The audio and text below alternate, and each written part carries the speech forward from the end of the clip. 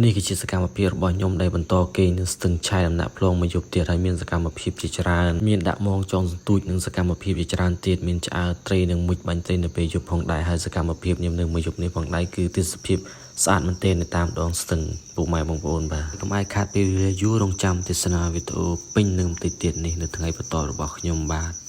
ឥឡូវបើក្បាលវីដេអូមកខ្ញុំក៏ចាប់ផ្ដើមផ្សាយរឹងបន្ទាប់ពីយើងមុជត្រីមុជអីហើយយើងចូលប្រើផ្សាយរឹងនិងបន្តដំណើរដើរទៅលេងមកកន្លែងទៀតហើយបើនិយាយទេសភាពតាមផ្លូវវិញតាមស្ទឹងវិញពុកម៉ែបងប្អូនហើយនិយាយវាថាស្ទឹកតែថ្មតែម្ដងដើរទៅតាណាក៏ថ្មដែរហើយរយៈពេលដែលយើងដើរចង់ជាង1ម៉ោងជាងត្រឡប់ចុះក្រោមនឹងគឺស្ទឹកតែថ្មតែម្ដងបើនិយាយទេសភាពតាមដងស្ទឹងនឹងវិញគឺមកជួរនឹងមកដល់ក្រោមគឺស្ទឹកតែថ្មដានិងថ្មក្បាច់តែម្ដងនិយាយរួមទៅនេះដើរមកដើរប្រាំងនេះតាមតំបន់មាត់ស្ទឹងនេះគឺកន្លែងណាក៏អាចបោះតង់គេងបានដែរបើនិយាយរួមទៅតាមតំបន់មាត់ស្ទឹងនេះកន្លែងណាក៏ស្អាតហើយអាចគេងបានស្រួលដោយពុកម៉ែបងប្អូនឃើញស្រាប់ហើយបើតាមផ្លូវដែលខ្ញុំដើរមកនឹងបន្ទាប់ពីខ្ញុំធ្វើដំណើរអស់រយៈពេលជិត1ម៉ោងដែលយើងដើរត្រឡប់ចុះក្រោមតាមស្ទឹងនឹងហើយយើងក៏មកដល់កន្លែងដែលយើងទៅដាក់ដំណាក់តែម្ដងហើយកន្លែងដែលខ្ញុំគេងនេះផងដែរគឺកន្លែងងាយយើងគេងនៅជាប់មាត់ស្ទឹងស្រួលនឹងចេញចូលដងទឹកអីចឹងទៅណាមួយនឹងមានសកម្មភាពស្រួលមើលទេសភាពនៅដើមព្រឹកអីចឹងទៅបន្ទាប់ពីខ្ញុំចការកន្លែងដែលយើងត្រូវគេងហើយយើងក៏ចាប់ផ្ដើមទៀមប្រដាប់ប្រដាដូចជាវីដេអូទី1ចឹងចាប់ផ្ដើមទាញកាទេមុងភួយអីចឹងទៅ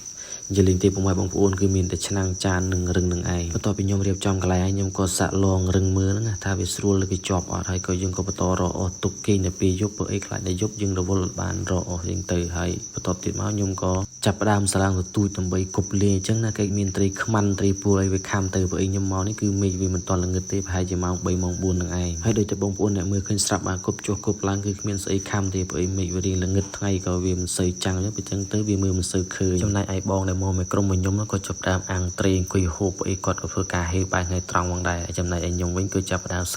លនឹងដាំបាយធ្វើម្ហូបហើយត្រីនេះផងដែរគឺបងប្អូនមិនបាច់ឆ្ងល់ទេបាទគឺយើងបានពីវីដេអូទី1គឺពួក Golden Masia ដែលយើងអូសមកបាន2កាលពីថ្ងៃមិញនឹងឯងយើងម៉ែបងប្អូនឃើញស្រាប់បានមានកបិតផងទៅផងនោះដោយសារតែត្រីវាធំពេកការបដាច់ទៅពេលអញ្ចឹងហើយគេមានប្រើតែអញ្ចឹងបន្ទាប់ពីខ្ញុំធ្វើត្រីធ្វើអីហើយក៏ធ្វើការបង្កាត់ភ្លើងម្ដងឥឡូវភ្លើងយើងក៏ចាប់ផ្ដើមឆេះខ្ញុំក៏ចាប់ផ្ដើមទៅឆ្នាំងផងដែរហើយម្ហូបហ្នឹងផងដែរគឺខ្ញុំស្លតដូចរត់ដងទេគឺរត់ដងស្ងោរគឺស្ងោរជ្រក់ហ្នឹងផងដែរគឺខ្ញុំធ្វើដូចស៊ុបស៊ីឈួនអញ្ចឹងណាដើម្បីបដូរបរិយាកាសនិងបដូរអារម្មណ៍ម្ដងកុំឲ្យថាពុកម៉ែបងប្អូនឃើញតែស្ងោរឃើញតែស្ងោរជ្រក់ដដែលពេលអញ្ចឹងហើយយើងស្លឲ្យប្លែកម្ដងអញ្ចឹងនៅវីដេអូហ្នឹងបន្ទាប់ពីខ្ញុំស្លនឹងដាំបាយហើយខ្ញុំក៏មកមើលកន្លែងដែលយើងទៅឆ្អើត្រីពុកម៉ែបងប្អូនហើយត្រីយើងផងដែរគឺចាប់ផ្ដើមក្រៀមបដាហើយត្រីយើងផងដែរគឺជាត្រីដែលយើងប៉ាត់មកពីលងថ្ងៃមិញបន្ទាប់ពីខ្ញុំទៅមើលកន្លែងឆ្អើត្រីហើយចំណែកបាយនិងម្ហូបយើងក៏ចាប់ផ្ដើមឆ្អិនបដាហើយខ្ញុំក៏មិនព្រះអង្គយូរក៏ចាប់ផ្ដើមដួសមុនគេតែម្ដងហើយម្ហូបយើងនឹងផងដែរគឺយើងធ្វើលក្ខណៈដូចស៊ុបស៊ីឈួននិយាយថាឆ្ងាញ់មែនតែនគឺមានរសជាតិថ្មីហើយប្លែកជូរហឹរអូជាតិមែនតែនបន្ទាប់ពីខ្ញុំញ៉ាំបាយខ្ញុំក៏កាត់សកម្មភាពដល់ពេលយប់គឺខ្ញុំក៏ធ្វើដំណើរទៅរកបាញ់ត្រីដែលយើង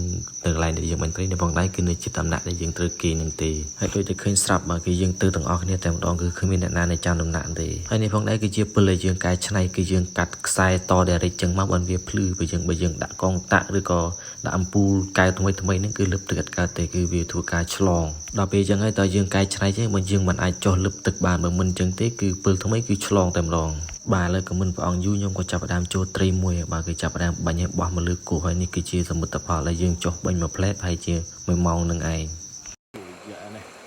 ះបាញ់ផ្លែតមិញគុនជ័យសោក្រោះ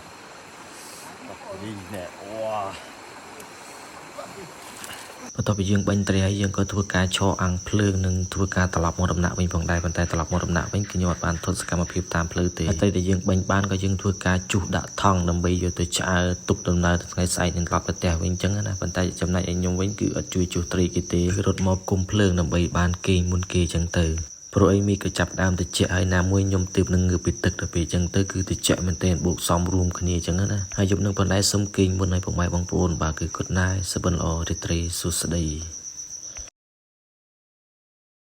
បន្ទាប់ពីយើងគេងអស់មួយយប់ឥឡូវក៏រន់សួស្ដីពីព្រឹកពុកម៉ែបងប្អូនបានងើបឡើងមកគឺអត់មានធ្វើអីទេគឺទាញកសៀវមកគឺដាំទឹកមុនគេនឹងឯងគឺដើម្បីអាលបានញ៉ាំកាហ្វេនិងអាលដើរទៅមើលមងនិងមើលទេសភាពតាមដងស្ទឹងនៃដើមរដូវប្រាំងដូចទៅឃើញស្រាប់បានអ្នកខ្លះមានកែវអ្នកខ្លះមានចានអីទៅតាមរៀងខ្លួនចឹងទៅណាចំណែកខ្ញុំវិញក៏ចាប់ផ្ដើមមកអង្គុយមកស្ទឹងជិតដើមផ្កានិងអង្គុយមើលទេសភាពនៅជុំវិញកន្លែងដែលយើងញ៉ាំកាហ្វេនឹងឯងនិយាយរួមទៅទេសភាពបែបហ្នឹងសម្រាប់អ្នកជួបព្រៃបោះតង់ដូចខ្ញុំនិយាយពីថាស្អាតណាស់ គឺចង់តែទៅហើយគឺចង់តែទៅទៀតឥឡូវកុំអុយតប៉ែឡែឡោតបន្ទាប់ពីយើងញ៉ាំកាហ្វេហើយយើងក៏បន្តដំណើរដើរតាមស្ទឹងទៅមើលមងមើលសទូចដែលយើងដាក់តាំងពីយប់មិញតែសកម្មភាពដាក់នេះគឺខ្ញុំអត់បានថតចែកជូនទេគឺខ្ញុំអត់អត់ដំណាក់គឺខ្ញុំគីមុនគេទៅពេលអញ្ចឹងហើយពូនឹង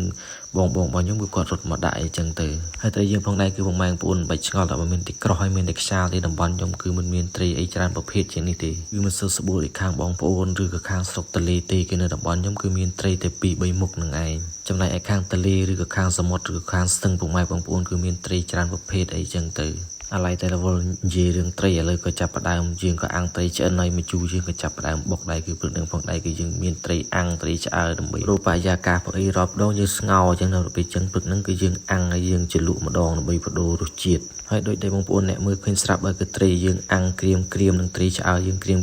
ជ្រលក់ជាមួយទឹកមកជូរនិយាយវាថាអូជាតិនោះជាតិយ៉ាវហើមមួយចាអូ បន្ទាប់ពីយើងញ៉ាំបាយញ៉ាំអីហើយយើងក៏ចាប់ផ្ដើមពាត់មងដើម្បីយកត្រីត្រឡប់ទៅផ្ទះវិញនឹងចែកគ្នាមួយចំណែក